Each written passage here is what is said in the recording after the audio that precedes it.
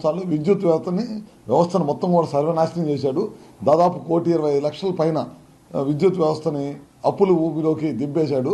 అది కాకుండా ఈ ట్రోప్ ఛార్జీలు మొత్తతోటి ప్రజలపైన విపరీతంగా ఏటిందన్నమాట.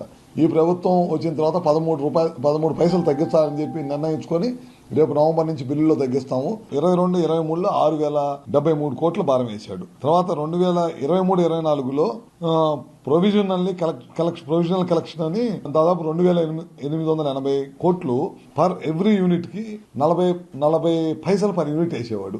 అట్లా ఆ సంవత్సరం 2,880 రూపాయలు కాకుండా 6,544 కోట్ల రూపాయలు వేశారు. 9,300 కోట్లు వేశాడు 2023-24లో. ఇట్లా వేసుకుంటా పోయి 18,000 కోట్ల పైన వేయటం జరిగింది. ఏదైతే 40 పైసలు పర్ యూనిట్ కలెక్ట్ చేస్తున్నామో మన ప్రభుత్వంలో కూడా 40 పైసలు పర్ యూనిట్ కలెక్ట్ చేశారు. దాన్ని మనం నాణ్యమైన కరెంట్ ఇవ్వటం, ఇందాక చెప్పిన సంస్కరణలు తీసుకురావటం, జెన్కో మన వీటిపిఎస్ అన్నింటినీ వాడుకోవటం, పవర్ కి నాణ్యమైన పవర్ ఇవ్వటం, వీటి ద్వారా మనం ఎంతకంత బిల్లుల్లో ట్రూప్ ఛార్జెస్ లో తగ్గించాలని దానికోసం 40 పైసల్లో నుంచి ఇప్పుడు 13 పైసలు తగ్గిస్తున్నాం.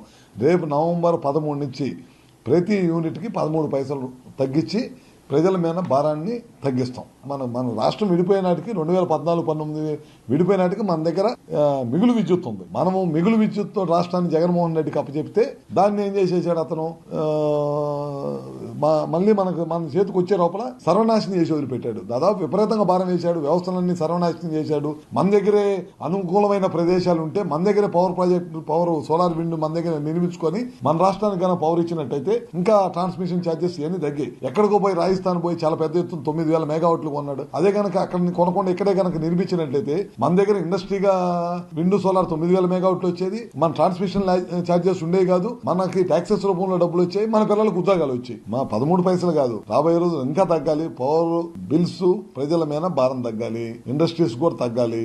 మనం క్వాలిటీ పవర్ ఇవ్వాలి, తక్కువ రేటుకి ఇవ్వాలి. ఈ తక్కువ ఇవ్వడం వల్ల జనానికి ఇబ్బంది లేకుండా ఉంటుంది. ప్లస్ మన రాష్ట్రానికి ఇండస్ట్రీస్ కూడా రావడానికి మన కళ్ళు చూస్తూ ఉంటాయి. చిన్న పిన్ని మారలు ఇట్లాంటి ఆడించుకునే వాళ్ళు కూడా ట్రోప్ ఛార్జెస్ భారాన పడి విపరీతంగా నష్టపోయారు. చిన్న మెకానిక్ షెడ్లు, చిన్న వస్తువులు తయారు చేసే small scale industries, very medium and small scale చిన్న ఇండస్ట్రీస్ కూడా చాలా దెబ్బతిన్నాయి. ఇట్లాంటివన్నీ ప్రజలతో పాటు చాలా వ్యవస్థలన్నీ కూడా దెబ్బతిన్నాయి. విపరీతంగా పవర్ భారం పట్టడం వల్ల వీటిని తగ్గించే దశగానే ఈ ప్రభుత్వం పనిచేస్తుంది.